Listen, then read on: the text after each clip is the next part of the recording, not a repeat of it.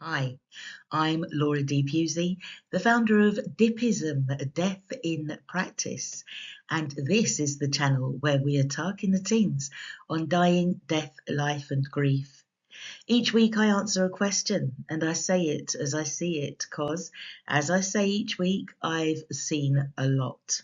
In the last video, I answered the question, what is dopamine and how does it affect grief?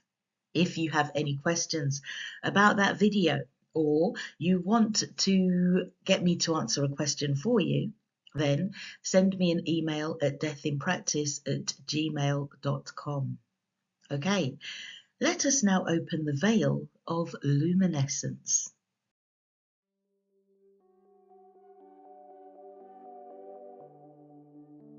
With the intention of infinite truths, by the pulse of sacred light, I call forth the veil of luminescence. I anchor this veil in sovereign light to transmute and contain all energetic imprints, attachments, and residues across all realms. The material plane, where grief etches into the body. The emotional plane, where sorrow swells and purges. The mental plane, where stories of loss seek resolution. The astral plane, where echoes of the departed linger. The interdimensional corridors, where ancestral and cosmic threads intertwine. The parallel universes, where grief and grace mirror each other. This veil, woven of remembrance and radiance, is encoded with clarity to discern what is yours and what is not. Containment to protect your field, compassion to honour the sacred work of grief, transmutation to alchemize pain into wisdom. Let this veil shimmer between worlds, holding space for the divinity of each soul, the teachings where presence dissolves suffering, the soul's awakening where death births depth, the healing where grief becomes grace. This veil is not a wall but a sacred membrane, allowing only what aligns with truth, love, and remembrance to pass through. By the breath of the infinite, by the pulse of the sacred, I seal this veil with sovereignty and light.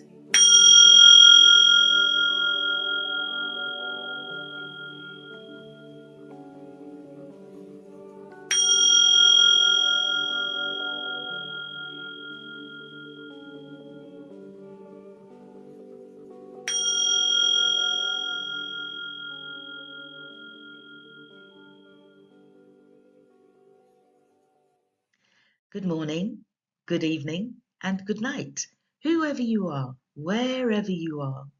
Welcome. It's great to have you here, and I personally thank you for tuning in for today's lecture. Today we're talking about the nervous system. It is something that we often hear spoken of, but what actually is it? And how does it affect those who grieve? Well, let's get into it. The nervous system is your body's communication network. It sends signals between your brain and the rest of your body, controlling how you think, feel, and react. It's interesting, isn't it? Because we seldom consider someone's nervous system when they are being an arsehole or giving us love. And on the other hand, we seldom stop to think about our own nervous system when we are interacting with others. But this nervous system thing is a major part of our lives. It's quietly working away in the background, but it influences all we do. It has two main parts. The first being the central nervous system, CNS, controlling the brain and the spinal cord. It also processes our thoughts, our memories, and our emotions. The second is the autonomic nervous system, ANS.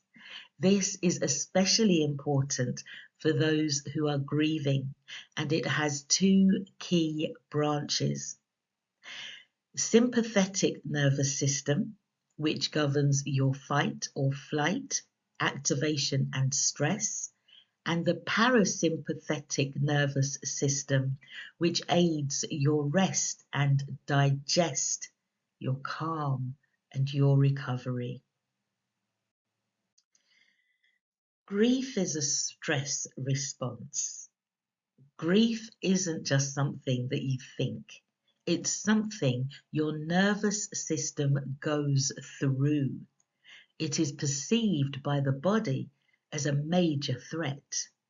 Your sympathetic nervous system activates like danger is present, and this links with higher cortisol, which is the stress hormone.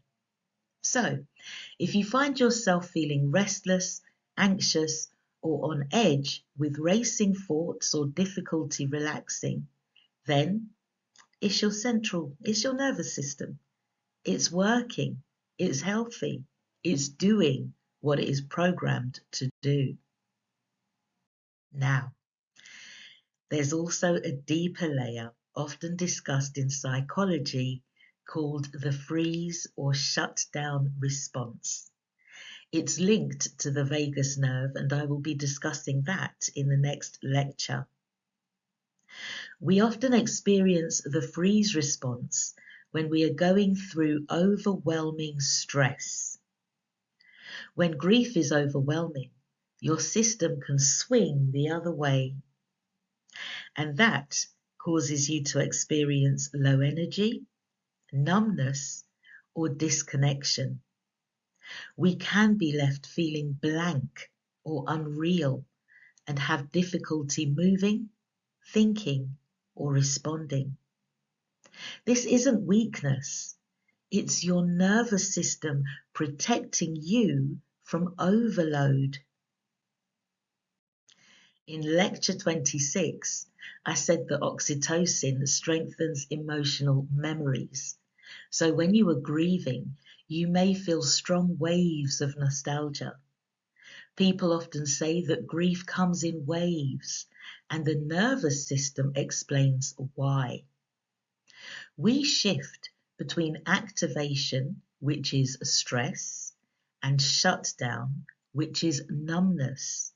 These cycles can happen daily, even hourly, and it might look like intense crying or anxiety one minute and emotional flatness or calm in the next. Sticking with the oxytocin, I also explained in the same lecture that our healing processes are helped by our connections to others. The nervous system is deeply social. It responds to other people. That's why I'm a big fan of us talking through our grief. Safe and supportive interactions help us to activate the parasympathetic calming system. This is where things like eye contact, tone of voice, and touch matter. Let's now consider the physical sensations of grief. The nervous system connects the brain and the body. That's why grief can feel so very physical, giving the person heartache, which is tightness of the chest, a lump in the throat, the feeling of fatigue or heaviness, and digestive issues. These are real bodily responses, not just emotions. I said in lecture 28 that when someone we love has died, we can find ourselves experiencing a loss of motivation as our levels of dopamine activity drop. we can be left with a why bother feeling, as things that used to feel meaningful may now feel flat or pointless. But the nervous system can also leave us feeling this way when it is dysregulated. We can find ourselves losing focus or unable to remember things, and we can become overwhelmed by small tasks. Your nervous system is prioritizing survival, not productivity. So, now let us put it all together. During grief, your body is balancing multiple systems. Your nervous system controls your state: anxious, numb, calm. Your cortisol increases your stress and alertness. Your oxytocin, when disrupted, affects your attachment, but it also helps healing through connection. When we are grieving, dopamine reduces motivation and pleasure. And all this is why grief can feel like your body is out of sync. You're exhausted, but can't rest. And you want connection, but also feel withdrawn. It's a lot, but grief isn't just emotional. It's a full body nervous system experience. When you understand all of this, you can shift how you experience your grieving experience. You're not failing to cope. Your body is responding exactly as it is designed to after you have lost something that really matters to you. Healing often helps your nervous system feel safe again, little by little. Okay, this is enough for now. I really hope that these mini lectures are helping you or someone you know. If you have any thoughts about anything in this video and you need to share your thoughts with me, then let me know at deathinpractice@gmail.com.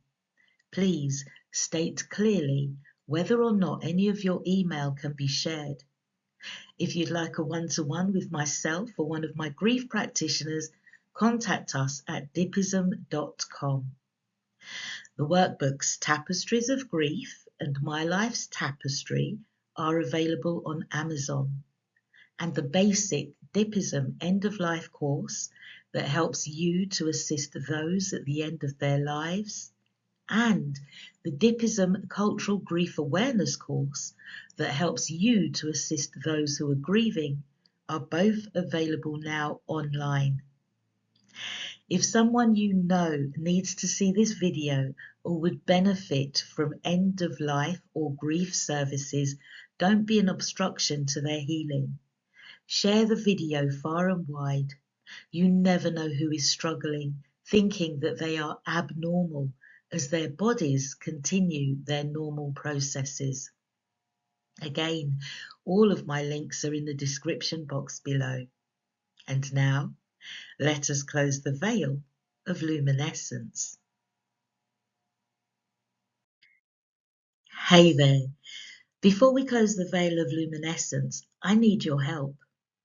We now have the Grief and Loss Community Group CIC, which is a community interest company. I've set this up because our grief is in a bad way, and we need something that is for us and by us to help us to understand our grief and gain an awareness of death in a more uplifting way. If you resonate with these videos and want to get involved with the national Grief and Loss Community Group, please reach out through the Grief and Loss Community Group at gmail.com. With our support and funding, you could set up a grief hub in your area, or train to become a Dippism end-of-life guide or peer support grief practitioner. We need you, and those approaching death or are grieving the death of a loved one, they need you too, just as you are. Contact us. By the breath of the infinite, by the pulse of the sacred, I honour the veil of luminescence now fulfilled. This veil, once summoned to transmute and contain, has held the field with clarity, compassion, and sovereign light. As the teachings settle and the soul integrates, I call forth the sacred closure of this veil across all realms. On the mental plane, let the body rest in renewal. On the emotional plane, let sorrow soften into spaciousness. On the mental plane, let stories find stillness. On the astral plane, let echoes return to source. Through interdimensional corridors, let threads untangle. Across spheres and planetary systems, allow contracts to be honoured and released. Let all residues now return to their rightful place, dissolved, dispersed, or transmuted by sovereign light. Let the veil fold inward, encoded with discernment to preserve what is true, containment to seal what is sacred, compassion to cradle what remains tender, and wisdom to carry forth what has been alchemized. This veil is reabsorbed into the soul's archive, a luminous record of presence, grief, and transformation. By the breath of the infinite, by the pulse of the sacred, I seal this veil with sovereignty and light.